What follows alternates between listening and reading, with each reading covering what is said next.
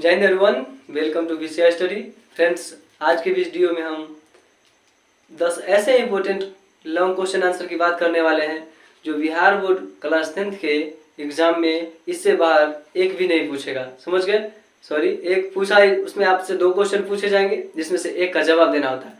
आज ऐसे 10 क्वेश्चन बता देंगे आपको। अगर आप इस 10 क्वेश्चन को सही ढंग से कर लेते हैं तो वहाँ पर जो 2 क्वेश्चन दिया जाएगा उसमें से एक आपसे पक्का बन जाएगा।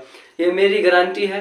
एक बार बिलीव मुझ पर जरूर करें और जरूर इसे एग्जाम में जाने से पहले एक बार जरूर इसे देख करके जाए ताकि आपका जो 5 मार्क्स है वो क्लियर हो जाए। क्योंकि लॉन्ग क्वेश्चन जो है 2 दिए जाते हैं, उसमें से एक आपको बनाना होता है और एक आपका 5 मार्क्स का होता है।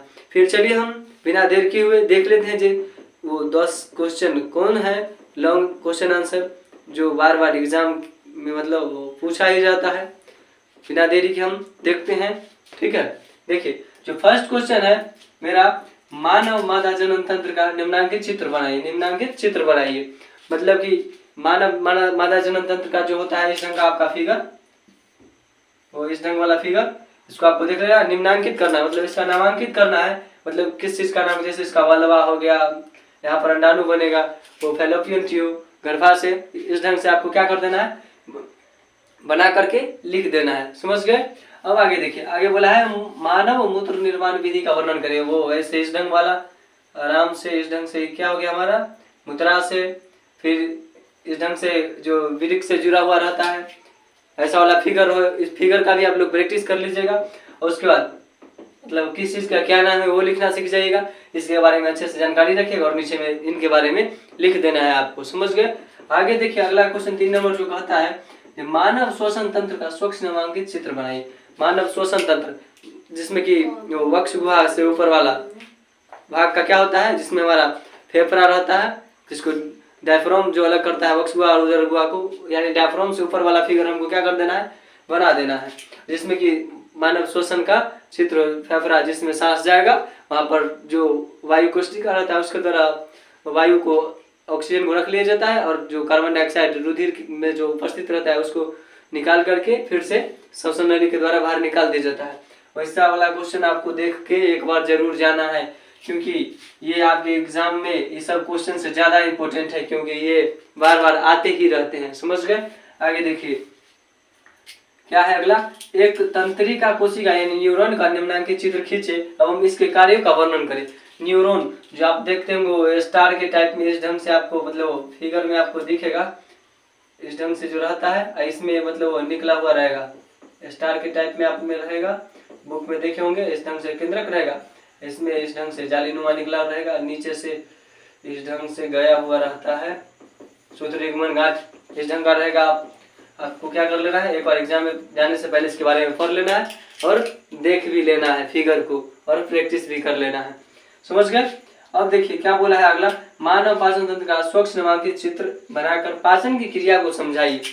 देखो भाई, कुछ पढ़ना चाहे न पढ़ना, लेकिन मानव श्वसन तंत्र का स्वच्छ नामांकित चित्र बनाने के लिए बोले वो, और मानव पाचन तंत्र का स्वच्छ नामांकित चित्र बनाने के लिए बोला है उसको। ये 2 क्वेश्चन जो है स्वच्छ नामांकित चित्र बनाने वाला और पाचन तंत्र वाला, आने की संभावना 50 से 60% तो फिक्स ही रहता है, जो यही दोनों में से कोई एक आएगा। समझ गए? बाकी बात तो बता ही रहे हैं। समझ गए? लेकिन ये दोनों पर बहुत ज्यादा आपको फोकस रखना है। समझ गए? मानव मस्तिष्क की संरचना का वर्णन करें, मतलब मानव मस्तिष्क का फिगर बना देना है, उसमें कहाँ पर मस्तिष्क रहता है, कहाँ मतलब कि वो मस्तिष्क, कहाँ पर न्यूरॉन की कोशिका रहता है, कहाँ पर सेरिबेलम, सेरिबेलम, इस ढंग से जो जहाँ पर है वहाँ पर अंकित कर देना है, फिगर बना करके और समझा देना है। उसके बाद क्या है, पुष्पी पौधे में अनुदैर्ध्य काट का निम्नांकित चित्र बनाना है। तो पुष्पी पौधे का फिगर बनाना है, कहाँ पर परागण होता है, कहाँ पर परागण होता है, कहाँ परागकोश होता है, कहाँ बीजांड होता है, इस ढंग से आपको बता देना है फूल का फिगर बना करके। उसके बाद क्या है, पौधों में प्रकाश संश्लेषण की प्रक्रिया का सचित्र वर्णन नामांकन के साथ करें। देखो भाई, कुछ करो या ना करो, इस क्वेश्चन को भी करना बहुत जरूरी है, काहे कि इससे आपका क्वेश्चन फिक्स रहता है। जो प्रकाश संश्लेषण से रिलेटेड क्वेश्चन एक न एक क्वेश्चन बिहार बोर्ड के एग्जाम में जरूर डाला जाता है। मतलब बोल रहे हैं तो आएगा ही आएगा। ये चैप्टर आपको मतलब ये टॉपिक आपको क्लियर होना चाहिए। अब जैसे में भी करे आपको इस टॉपिक को क्लियर रखना ही पड़ेगा। अच्छे मार्क्स के लिए आपको तो थोड़ी मेहनत करनी ही पड़ेंगे। समझ गए? अब आगे देखिए, मानव नेफ्रॉन का स्वच्छ चित्र के साथ विभिन्न भागों का वर्णन करें। नेफ्रॉन वही वृक्क की संरचनात्मक एवं क्रियात्मक इकाई को नेफ्रॉन कहते हैं। वही वृक्क वाला जो क्रिया है उस फिगर को बना करके नेफ्रॉन को उसके बारे में सारा कुछ आपको बता देना है। समझ गए? फिर हम आगे देखते हैं आगे क्या है। देखिए अगला लास्ट क्वेश्चन है, विभिन्नता क्या है? विभिन्नता क्या है और कायिक भिन्नता क्या है और जनिक भिन्नता क्या है? जो जन्म से होता है जनिक भिन्नता, जो प्राकृतिक में आने के मतलब जन्म लेने के बाद जो उसके अंदर जीव के अंदर भिन्नता आता है उसको कायिक भिन्नता कहते हैं हम लोग। और भिन्नता जो किसी भी जीव को एक दूसरे से अलग बनाता है, यही भिन्नता कहलाता है। इस ढंग से आपको क्या करना है, देख लेना है। ये 10 क्वेश्चन जो बताया हूँ बहुत ही इंपॉर्टेंट है और आपको एग्जाम में जाने से पहले इस 10 क्वेश्चन को जरूर देख के जाना है। भले ही आप जहाँ से भी देखें, अगर आपको मतलब इसका आंसर कहीं नहीं मिल रहा है, आपके पास बुक नहीं है, डायरेक्ट आप चाहते हैं जिसका आंसर हमको मिल जाए, तो उसका भी सुविधा हमारे पास है। आप हमारे इस नंबर पर कॉल कर लीजिए या इसे व्हाट्सएप पर मैसेज कर दीजिए। जो मुझे लॉन्ग क्वेश्चन आंसर बायोलॉजी का चाहिए, जो आप 10 क्वेश्चन बताए थे उसका, बस आपको हम तुरंत ही सेंड कर देंगे।